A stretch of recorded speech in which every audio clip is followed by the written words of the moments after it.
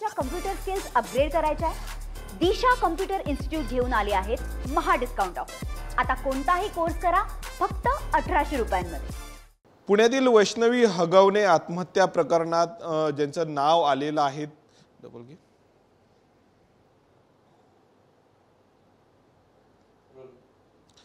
जालिंदर सुपेकर यांच्या संदर्भात जर आपण पाहिलं तर निवृत्ती कराड या वकिलांनी एक गंभीर आरोप केलेला आहे। जवळपास 500 कोटी रुपये जे आहे ते मागितल्याचा आरोप केलेला आहे। त्यानंतर जे आहे ते खळबळ उडालेले आपल्या सोबत अकोल्यामधील वकील आहेत समीर ठाकूर बोलण्यासाठी आपण बघू शकतो।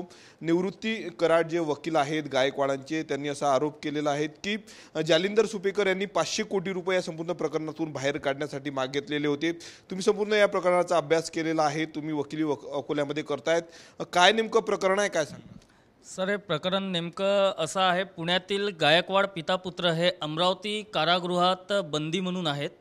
या कारागृहात बंदी असताना 19/8/2023 या तारखेला जालिंदर सुपेकर स्पेशल आयजी राज्य कारागृह विभाग हे अमरावती कारागृहात आले होते आणि त्यानंतर त्यांनी विशेष कक्षात गायकवाड पिता पुत्रांना बोलावून त्यांची भेट घेतली आणि तिथे त्यांना ही 550 कोटींची खंडणी मागितली आहे। त्याचा संपूर्ण उल्लेख आणि तो संपूर्ण घटनाक्रम हा याचिकेत नमूद आहे। याचिकेत नमूद असल्याप्रमाणे त्याच्यात त्यांनी हाही गंभीर आरोप केला आहे की या खंडणीची पूर्तता केली नाही तर तुम्हाला या अमरावती कारागृहातच मरण पत्करावं लागेल, असा सुद्धा गंभीर आरोप या याचिकेत करण्यात आलेला आहे। यासोबतच याचिकेत अनेक खुलासे सुद्धा त्यांनी दाखल केलेले आहेत, ते सुद्धा याचिका तपासल्यास संपूर्ण उघडकीस येतील। हे सर्व आरोप जरी सुपेकर खोडून काढत असले तरी मात्र मागील काही काळात अमरावती जिल्हा कारागृहातील 7 अधिकारी कर्मचारी हे निलंबित किंवा प्रशासकीय चौकशीच्या फेऱ्यात अडकलेले आहेत। तर त्यांना हे जे या प्रकरणात ते जे अडकले आहे त्याची जर कागदपत्रे तपासली तर त्याला फक्त आणि फक्त किनार येणार ती गायकवाड पिता पुत्रांची। तर या संदर्भात सुपेकर एकमेव फक्त नाही सॉरी खरंच गायकवाडांना जी पुण्याच्या येरवडा जेलमध्ये मारहाण झाल्याची आहे, नेमकं काय ते प्रकरण होतं? ते मारहाण झाली होती का मग तो संपूर्ण प्रकरण घडवून आणलं होतं, कसं पाहता? येरवाडा कारागृहात गायकवाड यांच्यावर हल्ला झाला होता, त्यांच्या सुरक्षेच्या दृष्टीनेच त्यांना अमरावती कारागृहात हलविण्यात आले होते। गायकवाड यांनी याचिकेत सुद्धा ते नमूद केलेले आहे की त्यांना इकडे हलवण्यात आले होते आणि सुपेकर यांनी सुद्धा सदर याचिकेला अनुसरून हायकोर्टात ॲफिडेव्हिट म्हणजे प्रतिज्ञापत्र सादर केलेले आहेत। त्यांच्यासुद्धा प्रतिज्ञापत्रात हा सर्व घटनाक्रम नमूद आहे। कसा अभ्यास, काय अभ्यास झालेला आहे संपूर्ण प्रकरणात? तुम्ही कागदपत्रे घेऊन काय पुरावे तुमच्याकडे आहेत?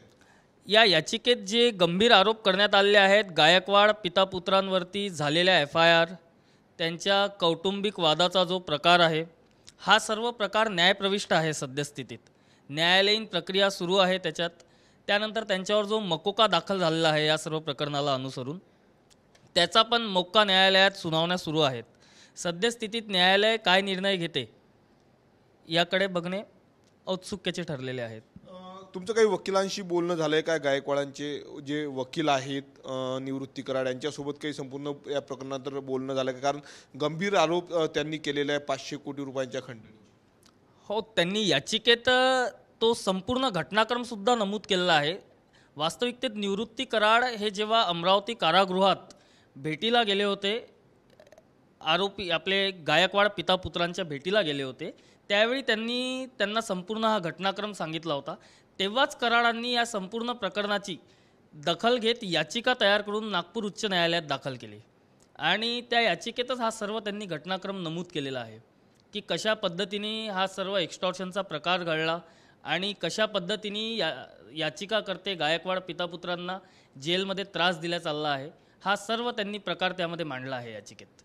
जेलमध्ये जो त्रास दिला गेलेला आहे, हल्ला झाला असेल किंवा मग तुम्ही म्हणता अमरावतीला त्यांना आणण्यात आले होतं, संपूर्ण एक खंडणीसाठी कुठेतरी घडवून आणलं होतं का? यावर तुम्हाला काय वाटतं का? असं काही असू शकते, या सर्व गोष्टी संशयास्पद आहेच। पुढे आता या खंडणी प्रकरणात न्यायालय बघणारच काय करायचं काय नाही। फक्त विषय असा आहे की या प्रकरणाची चौकशी होणे गरजेचे आहे आणि उच्चस्तरीय चौकशी होणे याच्यासाठी गरजेची आहे कारण राज्य कारागृह विभागात गेल्या अनेक दिवसांपासून जो प्रकार सुरू आहे सर्व काही या सर्व प्रकारांना घेऊन बदल्यांचा विषय असो की राशनचा विषय असो आणि अन्यसुद्धा विषय असो, या सर्व प्रकरणांना घेऊन राज्य कारागृह प्रशासन जे आहे ते नेहमीच प्रकाशझोतात आलेले आहे गेल्या काही दिवसांपासून. तर या सर्व प्रकरणाची उच्चस्तरीय चौकशी व्हायला पाहिजे आणि या कारागृह विभागाची झाडाझडती घेतली गेली पाहिजे शासनाने.